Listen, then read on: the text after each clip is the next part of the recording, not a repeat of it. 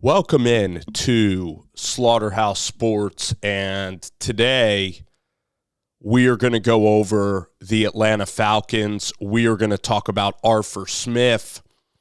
We're going to talk about this entire journey of the Arthur Smith era, of Terry Fontenot, and really this is the crossroads of the Arthur Smith and Terry Fontenot era.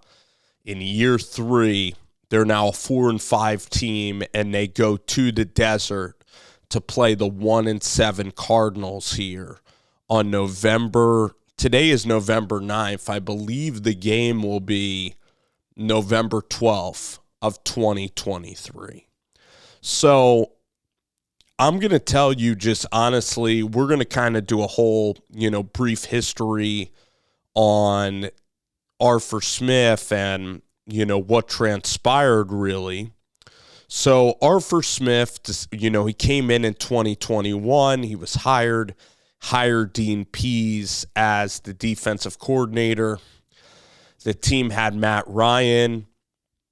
They didn't really, I believe, have a running back of any real value. I mean, they also, I believe in that year, they got rid of Julio Jones. They had Calvin Ridley on the team during that year, and believe that they also selected Kyle Pitts. They did in the draft. So the team went 7-10, and that was kind of a miracle season with Matt Ryan. And Arthur Smith honestly got a lot out of Matt Ryan, and that team had, kind of had a physical identity, and they went 7-10 that first year, and they were competitive in a bunch of games, overachieved a little bit. Then the second year they came in, I loved the class last year. D'Angelo Malone, Arthur Epikidi. Some of these guys need to really show up and play great this year. I think Lorenzo Carter joined the club, also joined the team. And then Tyler Algier was a great fifth-round pick. Drake London showed flashes of being, a really solid wide receiver. They got him number 8 overall in that class. So then also they also selected Troy Anderson, and Troy Anderson hasn't been that healthy this year, but he's a guy with Caden Ellis that has filled in and who's played a good linebacker. All right, so I thought that the draft was really great. They got out of cap hell with Terry Fontenot. And then really what we have to assess now is that the Atlanta Falcons also had an opportunity. The year prior, they tried to go after Deshaun Watson. They did not get Watson. I don't know if that was just doing a favor for Deshaun because Deshaun is a Georgia native and Arthur Blank, knows about Watson, and they had a relationship, and it was just very cordial how they showed respect for Deshaun as he was really at a crossroads in his life and his career in the National Football League. So I'm not sure how serious it was that Atlanta was going to be in there in terms of, ponying up $250 million. The Browns have a great defense. Myles Garrett, Jim Schwartz has been really good. So they've been able to kind of survive all of the money that they're paying to Watson, as Watson hasn't been healthy, hasn't been playing at that high of a level this year. He just hasn't, and he's been injured. So Atlanta, by not signing Watson, right now it's looking like that move's going to pay off. But really the controversial move, and this was a move I actually agreed with Arthur and Terry on, but it could be a move that not only am I going to regret not urging them to do, but it's interesting. This is really the crossroads also decision. If we look at this and it doesn't work out this year and these guys end up, or Arthur ends up, not surviving the year in year 3 is Lamar Jackson. Lamar Jackson, he had the contract dispute with Baltimore. He's a former MVP of the National Football League. He's a guy that's won playoff games. He's a guy that's won 14 and 15 games. Probably the best, running playmaker in the NFL. One of the most accurate quarterbacks as well. Really good off-schedule player, but was going into his mid-20s, had durability issues heading into his free agency period. Atlanta did not sign him, and I thought that was again the right move. I didn't want to be impulsive and sign a quarterback and just allocate that much money to one position. I wanted to continue to build out the roster. I also thought Lamar Jackson, I had questions about him going forward and how, great he would be going forward, but he's having a tremendous season. And then I also believed in Desmond Ridder a little bit. I thought Ridder could be better. Maybe not on the level of Jackson, but I thought that Ridder was very affordable, and I thought that he could be solid. He was anything but solid. He was not a complete disaster. They won a couple of games this year, but Desmond Ridder was also pitiful in several spots this year. Against the Bucs, they could have won that game going away. Against Washington, Redskins or Commanders, he was just terrible in the second half. I mean, just embarrassingly bad with interceptions and just throwing the game away. Against Tennessee in the first half, terrible. Jacksonville, we can go back to that. Detroit, just non-competitive with Desmond Ridder. And that was an Arthur Smith evaluation, saw him in practice, and Arthur Smith and Dave Ragone said, this is the guy that's going to lead our team going into this year. So they were really left in an interesting spot. So I believe this is what I'm going to say. I believe that Arthur and Terry undertook having to rebuild everything. You had an aging Matt Ryan. Calvin Ridley ended up getting suspended by the NFL. He ended up gambling on the NFL, which he knew was wrong. Now, the amount of punishment that it reckons, whether it be, or the amount of punishment that it comes down on, I personally don't believe it should be a full season, but I think it should be maybe 4 to 6 games. The NFL gave him a full year, okay? It pretty much stunted everything about Atlanta in terms of last year. Mariota, they went out and got him. He was a stopgap quarterback. They got a little bit out of him, but then, the talent with Mariota, his arm strength and his accuracy, he's just not a quarterback that he can just not throw consistently anymore, and that's what ended up happening. All right, so then this year, they smartly signed Taylor Heineke, who is now proving to be, worthy of playing. Jesse Bates was also signed. Anya Mata, Caden Ellis, Jeff Okuda. So really good signings, really good trades. Mac Hollins. So overall, Terry's done a really nice job of filling in the edges. The running game and the offensive line, I know that they're trying to move in Bergeron, but this running offense has been a very big disappointment this year. And maybe there needed to be more resources allocated to the running game. I think that Cordell Patterson, while I love everything that he brings, while he's a great culture guy, while he's helping Bijan Robinson, I think that just having Bijan be the primary back and then having Algier supplementing is the way to go. I think that Cordell Patterson, I think that you're being really nice to give him touches, but I think that he's a guy that just needs to be kind of in an emergency situation. Drake London, I mean, it's going to be huge if he's able to come back this week. This is a huge game. I believe that while the game against Josh Dobbs was embarrassing, the rebuild that it needed in the first several years with Matt Ryan, with, a completely depleted defense. And then you had to draft all rookies and really build through the draft process, and getting a third for Matt Ryan, getting a second for Ridley.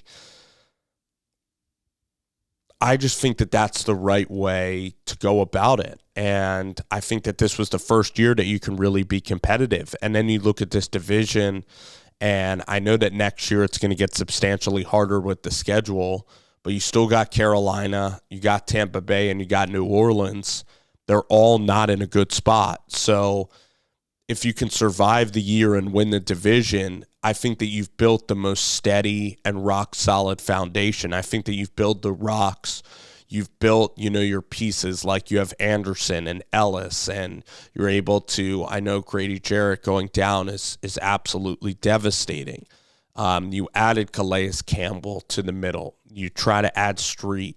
You have Lorenzo Carter and Epicadi on the edges now of this defense. You're going to try to get in the kid from Ohio State, I believe Harrison. You're going to try to get him into the mix. The offensive line, Bergeron's really important. Chris Lindstrom's played his best football. Jake Matthews still holding on and playing pretty good ball. The secondary, like I alluded to. So I think that if it goes south and you even win 8 games this year, I still believe that you got to give Arthur a chance to draft a quarterback and to officially go all in next year. I don't believe that firing him is the right move, because I still believe that there's something special that Arthur and Terry have kind of built too. And with the mustache that Arthur Smith had, you expected this Falcons season to be the year. You expected it to be the season. Arthur expected to roll in and win 11 games and really build this thing and have Ritter be a solid quarterback, trying to think of a quarterback that Ritter could have turned into Dak. He could have turned into a Hurts. He could have turned into what Aiden O'Connell is looking like. He could have been Russell Wilson as a third-round pick, and he wasn't. He had all the intangibles. He has all the leadership. He has some arm strength. Doesn't get through his reads fast enough. The scheme's not helping him out either, so it's not only on Ritter, but the entire offense has just imploded. They actually needed some faster wide receivers. Drake London that high. They could have even, if they had Garrett Wilson, it would have been even different probably. So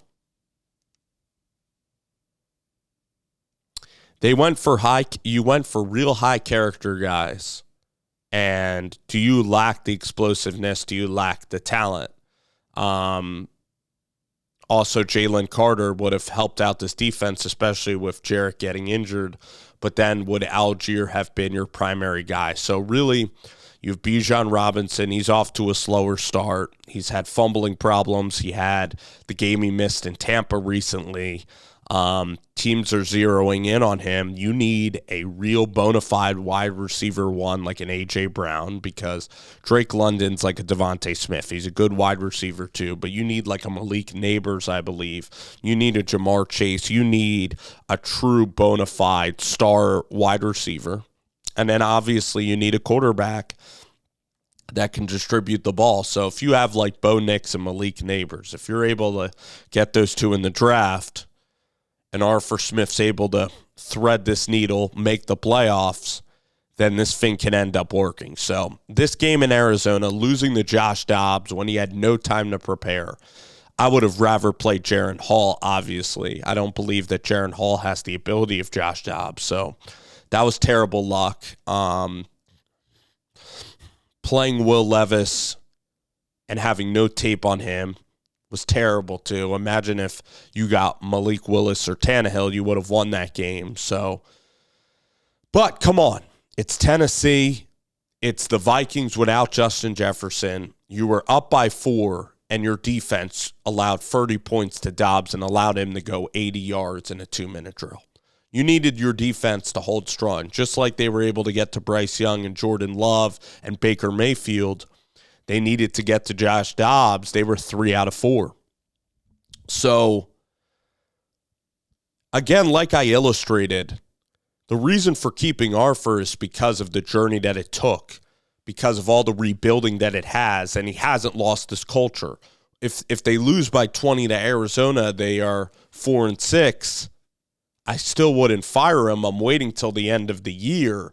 But even with Matt Ryan and even with Mariota, every game was competitive. And even though they didn't have the talent that they now have finally with the free agent acquisition of Jesse Bates and Amyamata and all these guys and Drake London and Robinson and Pitts, now that they actually have talent, the expectation has increased. And in this terrible division with this awful schedule, you're expecting to win these games. Okay, that's why that the discussion has changed. But the first 2 years of going through the muck and then coming out of it is why I believe that you keep Arthur Smith and you stay patient, because you've committed as Arthur Blank, as an owner, you've committed to this process. And I believe that Fontenot's also put you in a really good position. If you don't make the playoffs this year and you remain competitive, or even if you make the playoffs, I believe that there needs to be a discussion with Arthur Smith about play calling, and maybe he needs to give it up to focus on other parts of the team or focus on creating explosive passing plays. There needs to be more motion. There needs to be downfield threats. There's no downfield threats in this offense. Pitts is all right. Matt Collins is fine. You have Hodge and Drake London, but you need wide receivers and quarterback. Now you've built the cake. You've built the foundation. Now you need the icing on the cake. Now you need the thing that's going to take it to the next level. That's why you beat Arizona this week, and that's why Arizona, this game, a 1-7 game, there are no layups, but you win this game. And in the NFL, every team has talent, so even Arizona beat Dallas. You beat Arizona this week. You have New Orleans at home. You at least beat Houston at home. You're capable of beating New Orleans at home. You've had big home wins over your tenure. You beat the 49ers last year at home. You beat the Browns at home last year. You go out there and you beat New Orleans at home, and then you saw how terrible Zach Wilson and this Jets team can be. You're just as good as what the Chargers were at MetLife. You need to go out there and definitively beat the New York Jets. So you have 3 games. You're favored this week. You're going to be favored against New Orleans if you win this week coming off of the bye. And then against the Jets, you're a pick'em. You win those 3 games. You make the playoffs, so you get everybody off of your back. And I commend the move to get rid of the mustache. There's no joking or silly matters anymore. You're up against the clock. And I've invested in this process, and I'm not just going to waver away just because Josh Dobbs beat you 1 game. Don't be reactionary. I believe in Arthur and Terry Fontenot. I believe that this can be a playoff team. I believe that Arthur has the ability next year to select a first-round quarterback and a first-round wide receiver, whether it be Jaden Daniels, whether it be Bo Nix, whether it be several of the first-round guys that are available. But I like Bo and Nix, and Jaden Daniels are good picks, I would say. Then try to get Malik Neighbors. Try to also get a real wide receiver 1. And then next year, you are poised to be able to compete with the NFL's best, and you could take this team to where Detroit is now, where you can then win. You can have a 13-win year. I do believe that there's light at the end of the tunnel. I don't know what you guys believe. I don't know if you guys still trust in the process of Arthur and Terry. I reward them for the patience that they've built, that they've rebuilt this thing, and I'll give them this year and next year, barring a total collapse, I will give them next year, if it doesn't work, to see the whole thing through if I am Arthur Blank. But I'm not at all punting on this year. You're still right there in this division, you are still controlling your own destiny to host and win playoff games. Go out there and beat the Arizona Cardinals and make it happen.